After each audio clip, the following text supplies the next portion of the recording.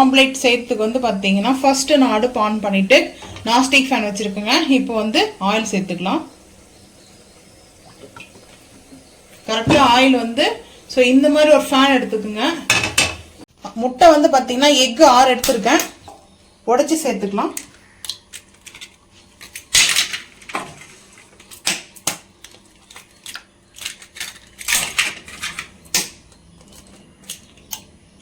உங்களுக்கு முட்டை வந்து பார்த்தீங்கன்னா எக்கு 6 இல்லை வந்து 10 கூட எடுத்துங்க, அது உங்களோட விருப்பம் தாங்க. நான் வந்துட்டு லஞ்சுக்கு வந்து எடுத்துருக்கேன்.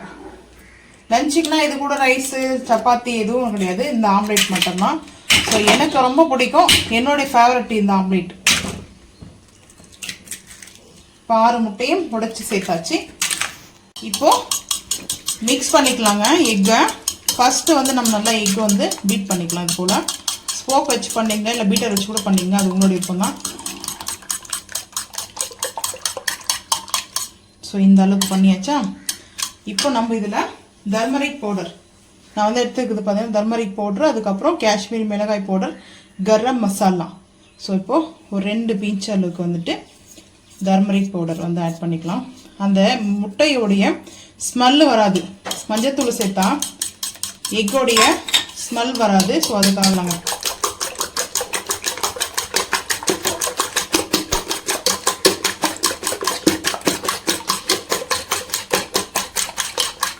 ஸோ இந்த மாதிரி பீட் பண்ணியாச்சு. இப்போ தேவையான அளவுக்கு வந்து க்ரீன் சில்லி, இவ்வளோவுமே சேர்க்க வேண்டாம். அதுக்கப்புறம் ஆனியன், தேவையான அளவுக்கு ஆனியன்.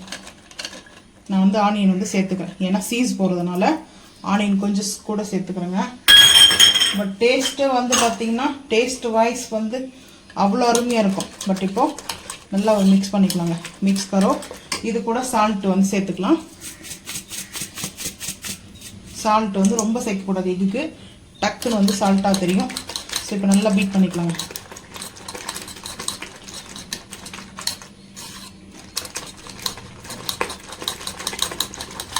இந்த அளவுக்கு பீட் பண்ணியாச்சுங்க. இப்போ பீட் பண்ணதை நம்ம அப்படியே வந்து ஆயில் ஹீட்டாக இருக்குது இல்லையா, அந்த ஆயிலே சேர்த்துக்கலாங்க.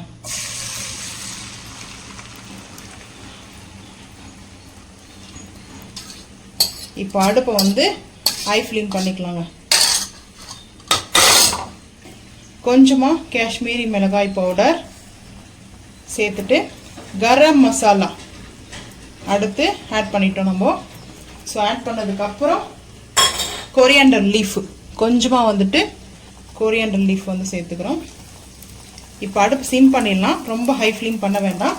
அதுக்கப்புறம் சீஸ் வந்து எடுத்துருக்கேன், சீஸ் வந்து துருவன சீஸ்ங்க. இப்போ அப்படியே நம்ம வந்து சேர்த்துக்கலாம்.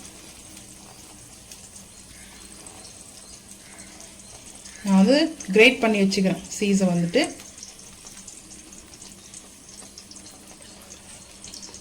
இப்போ மேலாப்பில் அந்த மசாலா சீஸ் மேலே லைட்டாக சீஸ் வந்து நான் அப்படியே துருவி டைரெக்டாக அப்படியே நம்ம துருவி சேர்த்துக்கலாம் கிரைட் பண்ணி. ஸோ நான் வந்து பார்த்தீங்கன்னா அப்படி சேர்க்கல, ஃபஸ்ட்டே துருவி வச்சுட்டேன், அதனால் எல்லாம் சேர்ந்து மெல்ட் ஆகிட்டு இருக்கும். ஸோ அதாங்க மெயின் வந்து. இப்போது கேப் போட்டுக்கலாம். கேப் போட்டு சிம்லே வந்து பார்த்தீங்கன்னா வச்சு குக் பண்ணிக்கலாங்க. ஹை ஃப்ளேம் வச்சோம்னா நம்மளுக்கு வந்து சென்ட்ரல்லாம் நல்லா பிளாக் ஆகிடும், அது பார்த்தீங்கன்னா கருகிடும். அதனால சிம்லே குக் ஆகட்டும்.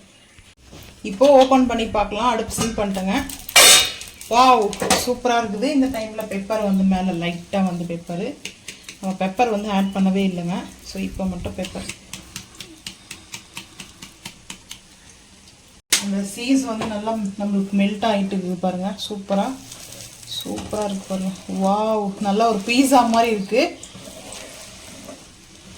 நான் லஞ்சுக்கு வந்து இப்படி தாங்க எடுத்திருக்கேன்.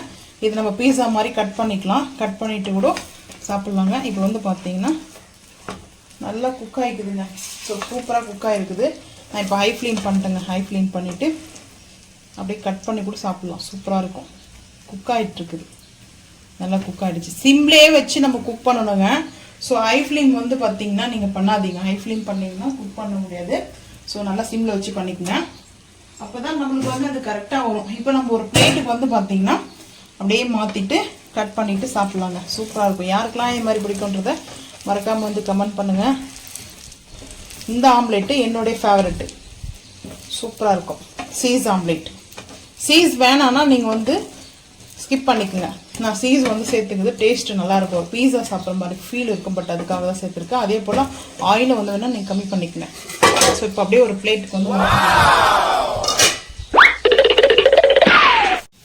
இப்போ ஹை ஃப்ளேமில் வச்சுருக்கேன். ஹை ஃப்ளேமில் ஒரு 2 நிமிஷம் நல்லா ஒரு கொஞ்சம் ஹை ஃப்ளேமில் வச்சுருக்கோங்க. இப்போ அப்படியே வந்து கேப் போட்டுக்கலாம். ஒரு 2 நிமிஷம் கழித்து பார்த்தீங்கன்னா அப்படியே டக்கு நம்ம பிளேட்டுக்கு வந்து மாற்றிக்கலாங்க. 2 நிமிஷம் ஆயிடுச்சு. நான் அடுப்பு ஆஃப் பண்ணிட்டேங்க. அடுப்பு ஆஃப் பண்ணிட்டு அப்படியே வந்து சேர்த்துக்கலாங்க.